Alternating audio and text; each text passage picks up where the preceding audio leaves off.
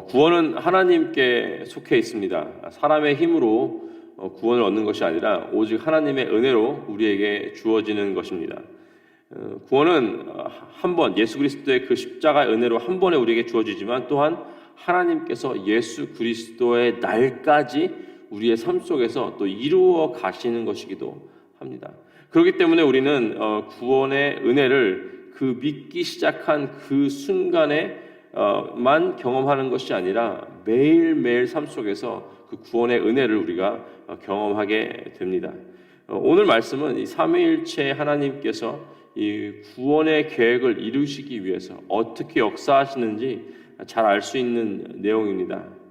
온 인류를 구원하시고 또 여기 계신 한 사람 한 사람, 예수를 믿는 한 사람 한 사람을 구원하시기 위해서 또 계획하시고 또 일하시는 이 하나님의 역사를 오늘 말씀을 통해서 배우고 또 우리 삶이 주님의 은혜로 채워지기를 기도합니다. 오늘 설교는 세 가지로 나눠봤는데 첫 번째는 믿는 자를 받으시는 하나님, 두 번째는 만유의 주가 되시는 예수님, 그리고 세 번째는 구원을 이루시는 성령님, 이렇게 삼위일체 하나님의 역사를 한번 말씀을 통해서 함께 살펴보기 원합니다. 첫 번째는 믿는 자를 받으시는 하나님인데요, 34절과 35절에 이렇게 나와 있습니다. 베드로가 입을 열어 말하되 내가 참으로 하나님은 사람의 외모를 보지 아니하시고 각 나라 중 하나님을 경외하며 의를 행하는 사람은 다 받으시는 줄 깨달았도다. 자, 이 베드로의 믿음이 어땠을까요? 베드로는 대단한 믿음의 소유자였습니다. 이 솔로몬의 행각에서 담대히 복음을 선포하고 어떤 자신의 안전과 목숨보다는 예수님께서 주시는 사명을 더 중시 여기는 그런 사람이었고요. 정말 대단한 사람이죠. 하지만 하나님의 계획을 적어도 이때까지는 잘 알지 못했습니다. 고넬료를 만나기 전까지 베드로는 하나님께서 예수 그리스도를 통해서 이루신 이 구원의 역사가 오직 유대인들에게만 적용이 된다라고 믿고 있었습니다. 오늘 본문에서 베드로는 이렇게 고백을 하죠. 하나님은 사람의 외모를 보지 않으신다. 즉 유대인과 이방인을 구분하시지 않으신다라는 것입니다. 그리고 각 나라 중 하나님을 경외하며 의를 행하는 사람을 받으신다 했는데 이것이 이제 해석이 중요한데 하나님을 경외하며 의를 행하는 사람에 대한 이 정의를 저는 믿음이 있는 자라고 해석을 합니다. 그래야지 신학적으로 올바르게 해석할 수 있는데요. 고넬료는 기도와 구제에 열심인 사람이었죠. 만약에 하나님께서 고넬료를 받으신 이유가 이 사람이 평소에 기도와 구제를 열심히 하는 사람이었다, 그것이 이유였다라고 하겠다면은 우리는 행위로서 구원을 받는다라고 결론을 내려야 합니다. 하지만 우리는 행위로 구원을 받을 수가 없습니다. 그렇죠? 우리가 한 단계 더 깊이 들어간다면은 고넬료가 기도에 열심이고 구제에 열심이었던 이유가 무엇인가? 바로 믿음이 있었기 때문입니다. 하나님에 대한 여호와 하나님, 나의 영혼의 구원은 이 이스라엘의 하나님이신 여호와 하나님만이 나에게 주실 수 있다라는 그런 믿음이 있었기 때문에 그 믿음이 삶에서 나타난 것이 바로 기도와 구제였던 것입니다. 우리는 믿음으로 구원을 받습니다. 다른 각도에서 본다면은 구원을 받는 믿음이 우리 삶 가운데 있다면은 그것은 반드시 삶에서 나타나야 된다는 것입니다. 오늘 말씀에서 본 베드로의 겸손한 자세, 자신의 어떤 신앙관과 신학적인 이런 것 생각을 바꾸는 그런 겸손한 자세, 하나님 말씀에 순종한 그 자세, 그리고 고넬료 같은 경우는 기도와 구제의 열심으로 나타난 것이 된 것입니다. 여러분은 구원을 받으셨습니까? 예수 그리스도 믿음으로 구원 받으셨죠? 하나님 받으시는 믿음이 있으십니까? 그렇다면은 그 삶에서 그 믿음의 증거, 그 구원의 증거가 어떻게 나타나야 되는지 오늘 주님께서 저와 여러분에게 우리 마음속에 알려주시기를 주님의 이름으로 간절히 기도합니다. 두 번째는 만유의 주님 되시는 예수님입니다. 36절 37절에 만유의 주 되신 예수 그리스도로 말미암아 화평의 복음을 전하사 이스라엘 자손들에게 보내신 말씀, 곧 요한이 그 세례를 반포한 후에 갈릴리에서 시작하여 온 유대에 두루 전파된 그것을 너희도 알거니와. 베드로가 계속해서 고백을 합니다. 만유의 주 되신 예수 그리스도. 이 고백은 베드로의 이 신앙관 전체를 바꾸는 고백이 되는 것입니다. 그리고 이제 유대인들에게만 전해야 한다라고 생각한 이 복음을 이방인 이 고넬료에게 전하게 되었습니다. 42절 43절 이렇게 설명을 하죠. 우리에게 명하사 백성에게 전도하되 하나님이 살아있는 자와 죽은 자의 재판장으로 정하신 자가 곧 이 사람인 것을 증언하게 하셨고 그에 대하여 모든 선지자도 증언하되 그를 믿는 사람들이 다 그의 이름을 힘입어 죄사함을 받는다 하였느니라. 하나님께서는 유대인만 구원하려고 하셨던 게 아니라 이방인들도 구원하시기 위해서 예수 그리스도를 이 땅에 보내셨다는 이 베드로의 복음 선포입니다. 예수님은 유대 땅 안에 살고 있는 유대인들에게만 제한된 은혜가 아닌 이 모든 사람들에게, 그리고 또 2000년이 지난 오늘날을 살고 있는 이 현대인들에게, 그리고 또한 이스라엘에서 6000마일이나 떨어져 있는 이 뉴욕 땅에 있는 저와 여러분에게 주님이 되신다는 것을 믿으시기 바랍니다. 베드로와 함께 3년의 세월을 함께 먹고 자고 하셨던 그 주님이 바로 저와 여러분의 주님이십니다. 부활하셔서 갈릴리 바닷가에서 베드로와 제자들과 물고기와 빵을 구워 먹으며 담소를 나누셨던 그 주님이 바로 저와 여러분의 주님이신 것입니다. 나를 사랑하느냐라고 베드로에게 3번 물어보셨던 그 예수 그리스도가 바로 저와 여러분의 주님이시고 똑같은 질문을 우리에게 하시는 주님이십니다. 베드로의 남은 인생을 바쳤던 주님께서 바로 저와 여러분의 주님이 된다는 것입니다. 그리고 베드로와 같이 저와 여러분도 저의 인생을 주님께 바쳐드려야 할 우리의 주님 예수님이심을 믿으시길 바랍니다. 세 번째는 구원을 이루시는 성령님입니다.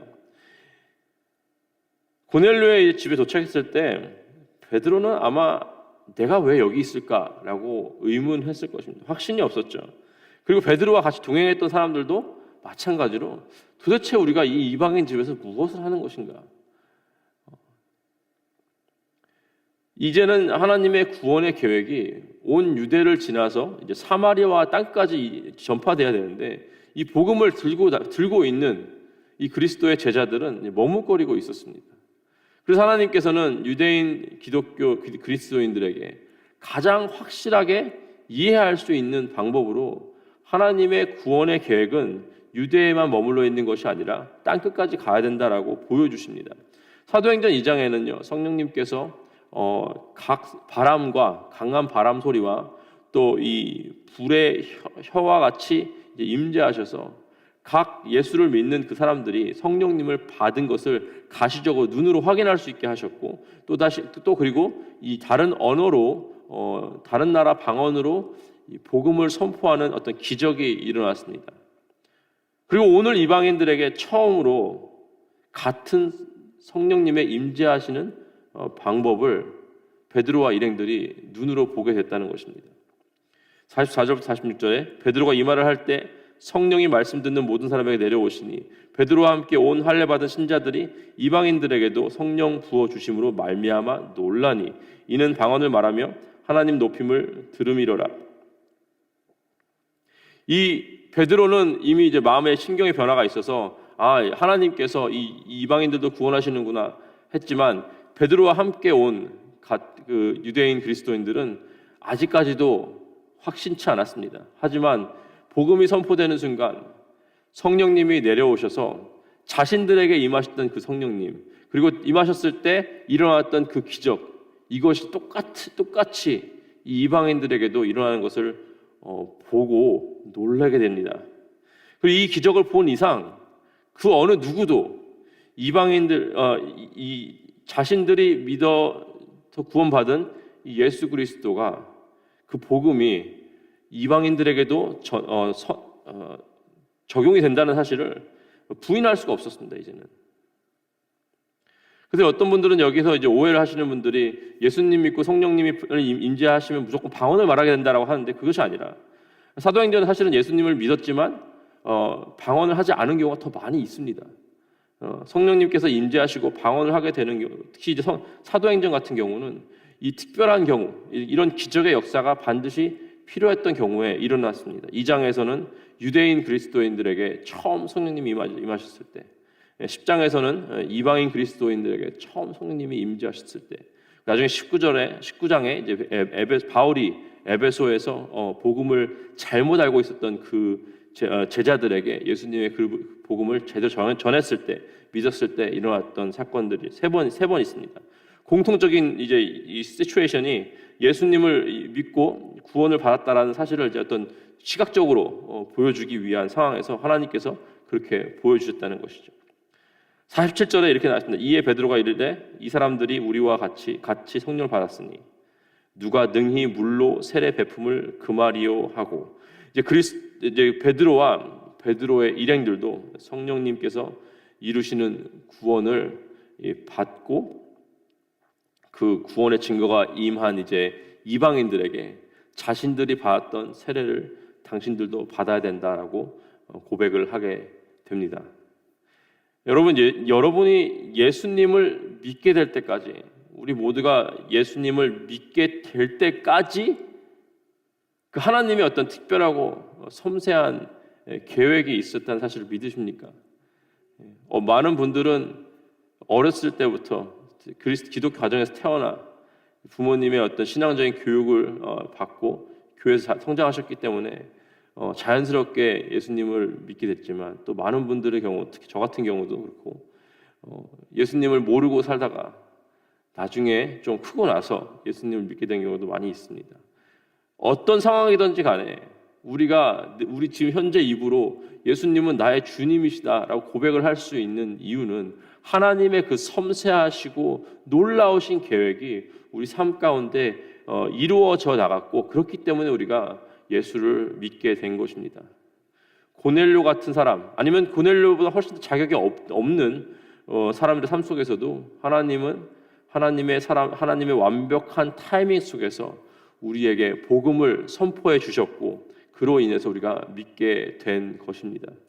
그래서 믿는 자를 받으시는 하나님, 만유의 주가 되시는 예수님, 그리고 그 구원을 성취해 주시는 성령님께서 오늘 이 삼위일체 하나님께서 한 사람 한 사람을 구원을 계획하시고 또 이루셨고, 또한 여러분의 구원을 또 매일매일 이루어 나가신다는 사실을 깊이 묵상하시면서 오늘 주님께 감사하는 하루가 되기를 기도합니다.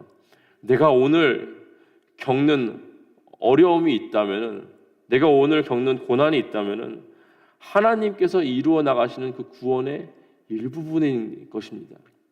그렇기 때문에 그런 사실을 믿고 하나님의 구원의 은혜에 온전히 의지하시는, 그리고 살아가시는 오늘 하루가 되시기를 주님의 이름으로 축복하고 기도합니다. 함께 기도하시겠습니다. 하나님 감사합니다. 믿는 자를 받으시는 하나님, 또 만유의 주가 되시는 예수님, 또 구원을 이루어 가시는 성령님께서 오늘 우리 이 자리에 앉아 있는, 또 우리 새벽의 방송으로 말씀을 받으시는 모든 분들의 삶 가운데 또 오늘 주님께서 주셔야 할 구원의 은혜를 우리가 경험할 수 있도록 하나님 인도하여 주시옵소서. 하나님 고넬료를 구원하셨기 때문에 또 같은 이방인인 우리도 구원을 받았습니다. 하나님께서 이 유대인들만 구원하신 것이 아니라 온 세상을, 주님께서 지으신 모든 주님의 자녀들을 구원하시기 위해서 예수 그리스도를 이 땅에 보내셨고, 그 섬세하고 놀라운 계획이 우리 개개인의 삶 가운데 이루어지고 있다는 사실을 오늘도 깨닫게 하시고, 그 구원의 감격과 감사로 살아가게 하나님 인도하여 주시옵소서. 감사하며 우리 주 예수 그리스도의 이름으로 기도했습니다. 아멘.